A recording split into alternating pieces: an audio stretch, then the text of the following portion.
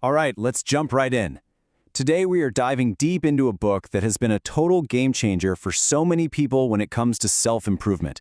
We're talking about Atomic Habits by James Clear. Our goal here is to pull out the most powerful, most actionable ideas from the book so you can start using them right away. Let's get to it. So, let's start with a feeling I am pretty sure we've all had. You set this huge, exciting goal. You're going to get in the best shape of your life. You're going to write that novel. You're going to finally learn Spanish. You start off super motivated, and then, poof, it just kind of fizzles out. Why does that happen over and over again? Well, according to James Clear, the answer is pretty simple. We're aiming at the wrong target. We're all looking for that massive Hollywood-style transformation. But the real secret, the real power, is in this number, 1%. It's all about the seemingly tiny, almost invisible power of getting just 1% better, day after day. This analogy from the book just nails it, doesn't it? A tiny little course correction, just 3.5 degrees, is something you wouldn't even notice at takeoff. But stretch that out over thousands of miles, and you end up in a completely different city. That's exactly what your habits do. They are the small, daily adjustments to your flight path that determine your ultimate destination. So that brings us to our first big idea, the incredible and kind of deceptive power of these tiny gains. We expect to see progress right away, like a straight line going up. But turns out, that's just not how it works. This is what Clear calls the plateau of latent potential.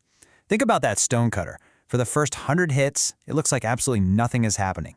You're putting in all this work, you're hammering away, but you're just not seeing any results. It can be super frustrating. And then, crack, the rock splits. It wasn't that last hit that did it, right? It was the pressure building up from all the hits that came before. The lesson here is huge. You have to trust the process and push through that plateau. Okay, so if setting these massive goals is actually part of the problem, then what are we supposed to do? This is where the book introduces a really powerful mind shift. Forget about the goals and focus on your systems instead. So what's the difference? Goals are the finish line. The system is the process of actually running the race. And here's the thing. Winners and losers often have the exact same goals. Think about it. Every single athlete at the Olympics wants to win the gold medal. The goal isn't what separates them. What separates them is their system, their daily practice, their nutrition, their recovery. When you're all about the goal, you're basically putting your happiness on hold until you get there. But when you fall in love with the system, you can find satisfaction every single day. All right, now we're getting to what I think is the most profound concept in this whole book. This is the deepest level of change, and it's the absolute key to making good habits stick for good. Clear breaks down behavior change into these 3 layers. Most of us try to change from the outside in. We start with the outcome. I want to lose 20 pounds. But real, lasting change works from the inside out. It doesn't start with what you want to achieve. It starts with who you want to become. This example makes it crystal clear. The first person says, "I'm trying to quit." Their identity is still a smoker who is resisting their nature. It's a constant battle. But the second person says, "I'm not a smoker." See the difference? The behavior is now aligned with their identity. It's not a struggle anymore. It's just who they are. And this is the tool you can use every single day. Every action you take is like a vote for the type of person you want to be. So when you're faced with a choice, just ask yourself this simple question. Is this choice casting a vote for the healthy person I want to be? Or the productive person? Or the kind person? It's that simple. So, okay, we want to build these new identity-based habits. But how do we actually do it?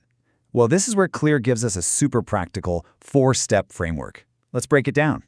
First things first, we have to understand the basic engine that runs every single one of our habits. It's a 4-step loop. A cue triggers a craving. That leads to a response, which gives you a reward. The 4 laws are basically a user's manual for hacking this loop to your advantage. The first law is all about that first step, the cue. If you want to start a new habit, you have to make the trigger for it impossible to miss. And one of the best ways to do this is a simple trick called habit stacking.